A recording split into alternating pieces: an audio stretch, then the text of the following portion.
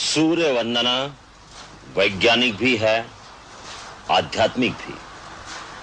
सूर्योदय के समय सूर्य की ओर मुंह करके वंदना करने से शरीर स्वस्थ होता है, मन में प्रकाश आता है और जीव के अंदर ऊर्जा बढ़ती है। यही समय योग साधना के लिए भी उत्तम होता है। योग क्या है? योगा चित्तवृत्ति निरोधा, मन की सारी वृत्तियों को रोककर एक ही केंद्र पर मन का ध्यान लगाने को योग कहते हैं।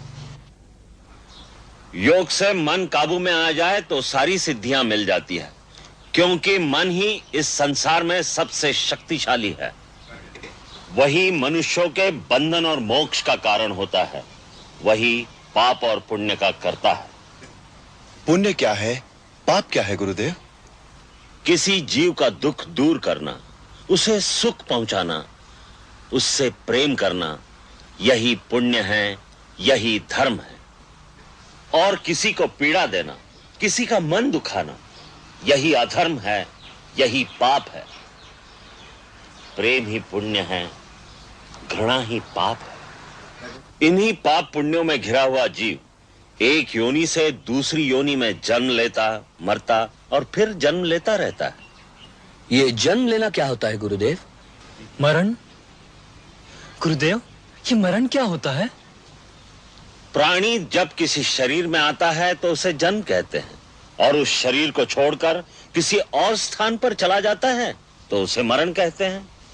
असल में केवल शरीर मरते हैं, आत्मा नहीं मरती। हमारे अंदर जो जीवित है वो जीवात्मा है।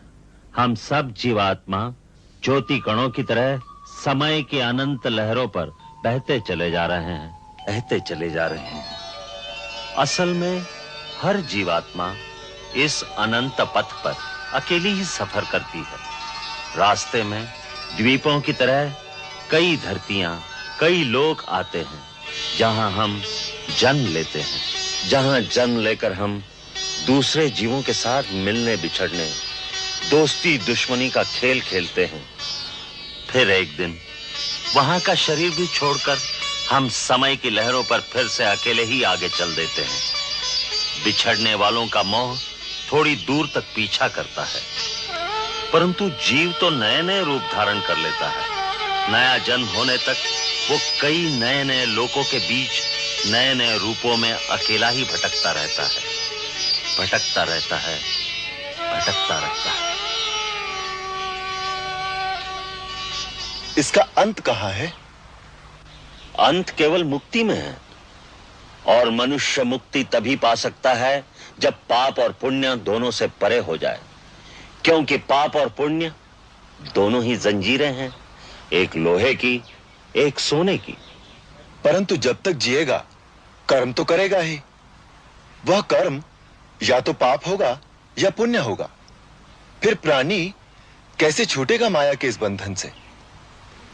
तुमने ठीक कहा राम, कर्म तो करना ही पड़ता है, परंतु जब कर्म निष्काम कर्म हो जाता है, फल की इच्छा से रहित हो जाता है, तो जीव कर्म फल से मुक्त हो जाता है।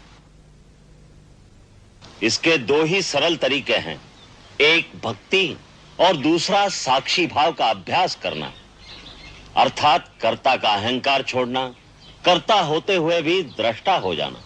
कर्ता होते हुए दृष्टा कैसे हो सकता है गुरुदेव? मेरे पास आओ, मैं बताता हूं।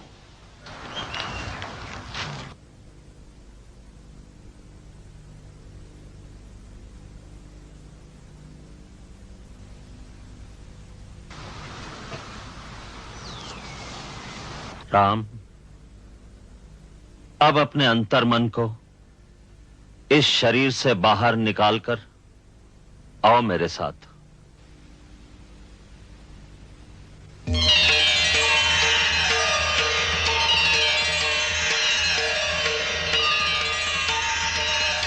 अब यहां से देखो, अहंकार और माया का संसार। एक गुरु है वशिष्ठ, जो अपने आप को बहुत बड़ा ज्ञानी समझता है और अपने शिष्यों पर अपनी विद्वत्ता का सिक्का जमाने की कोशिश कर रहा है। परंतु वो तो बहुत अच्छा काम कर रहे हैं। विद्यादान तो पुण्य है। पुण्य है, परंतु पुण्य में भी एक डर है। यह अहंकार पैदा कर सकता है, जिससे बचना चाहिए। उधर देखो, उन बच्चों को।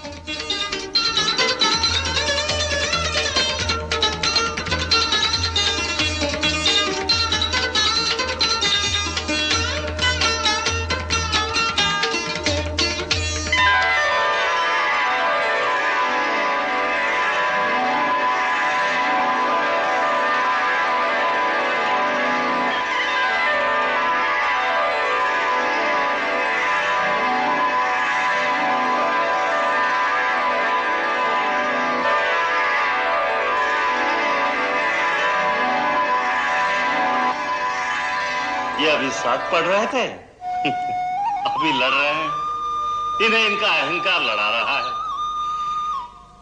क्योंकि हर बच्चा अपने आप को दूसरे बच्चे से अधिक बुद्धिमान समझता है। यही हाल बड़े लोगों का है। जब मनुष्य इसी तरह से साक्षी भाव से अपने कर्मों को देखता है, तो उसमें अहंकार की भावना पैदा नहीं होती, विनम्रता आती है। इसीलिए कहा है, विद्या ददाति विनयम। सच्ची विद्या विनय प्रदान करती है। उसी विनय से जीव भक्ति पाता है, और जो भक्ति पा लेता है, उसे और कुछ पाना बाकी नहीं रह जाता। वो जहां बैठता है वही तीर्थ स्थान बन जाता है। जो कहता है वही शास्त्र हो जाता है। प्रकृति में बहुत से शरीर हैं, जानवरों के, पक्षियों के, जलचरों के, परंतु संसार में सबसे दुर्लभ, सबसे उत्तम शरीर मनुष्य शरीर है, क्योंकि इसके अंदर वो आध्यात्मिक शक्तियां हैं जो किसी दूसरे शरीर में नहीं। आध्यात्मिक और मानसिक शक्ति का यह भंडार हर मनुष्य शरीर में होता है, भले ही वो शरीर ऊंची जाति का हो या नीच जात का हो, किसी रंग या किसी नस्ल का हो। प्रकृति उसमें भेदभाव नहीं करती। इसीलिए हर मानव शरीर को मुक्ति का द्वार कहा जाता है। शरीर के मुख्य केंद्रों में निरंतर इस शक्ति का स्पंदन होता रहता है। जब तक उसे जगाकर अपने काबू में न किया जाए, उसका कोई फायदा नहीं, वो बेकार चीज है। वैसे ही जैसे किसी कंजूस के घर भंडार तो भरे हों और वो भूखा बैठा रहे। हर मानव शरीर में इस शक्ति के 7 केंद्र होते हैं, जो योगाभ्यास द्वारा जागृत किए जा सकते हैं। मैं तुम्हें अपने शरीर में ये 7 चक्र दिखाता हूं।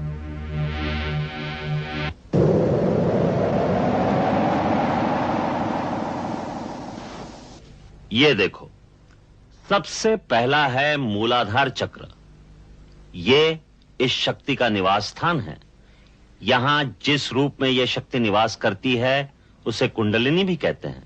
गुरु की कृपा और सहायता से इस शक्ति को यहां से जगाकर दूसरे केंद्र तक पहुंचाया जाता है, जिसे स्वाधिष्ठान चक्र कहते हैं। फिर स्वाधिष्ठान चक्र को भेदकर जब यह शक्ति आगे बढ़ती है, तो तीसरे केंद्र पर पहुंचती है, जिसे मणिपुर चक्र कहते हैं।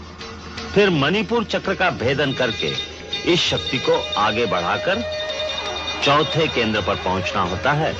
इसे अनाहत चक्र कहते हैं। यहां से विशुद्ध चक्र और फिर यह शक्ति अज्न चक्र को जागृत करती है। अज्न चक्र श्वेत वर्ण और भ्रुकुटी के मध्य में 2 पंखुड़ियों के बीच स्थित होता है। उसका बीज मंत्र है ओम ओम।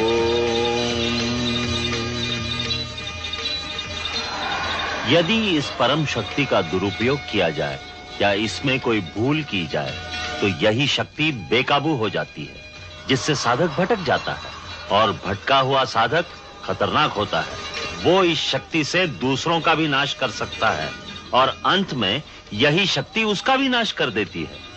इसलिए यह आवश्यक है कि गुरु की आज्ञा और सहायता के बिना यह अभ्यास न किया जाए। जब ये शक्ति जागृत होती है, तो सब केंद्रों में ऊर्जा और तेज का एक ऐसा वेग होता है, जैसे गंगा का प्रवाह हो। उसका तेज कई सूर्यों की तरह प्रकाशमान होता है।